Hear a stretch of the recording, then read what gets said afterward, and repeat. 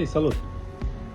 Îmi spune Marcel Popuc, sunt fondatorul companiei Crov Construct, altfel cunoscută mai mult, noi folosim Crov acoperișuri.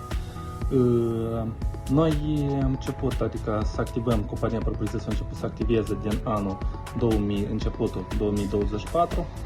Am format un brand la început, adică un brand, o culoare, sigur, care la început nu întotdeauna cel mai corect, care ai nevoie să-l îmbunătățești. Astfel am avut nevoie de îmbunătățiri, nu am avut formulat un site pe care să activăm, în care fără un site, sigur, tot ce faci de marketing pe acest domeniu este ineficient.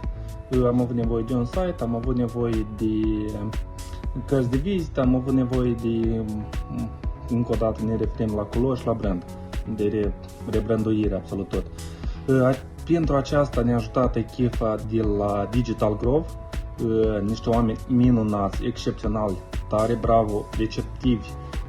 Practic tot ce am discutat împreună cu ei am făcut și am ajuns la un consens pentru a avea rezultate cât mai bune. De asemenea, împreună site-ul, împreună cu chatbot-ul, care este ideea lor și o idee absolut genială, am reușit să creăm ceva excepțional. Mulțumim, Digital Grove!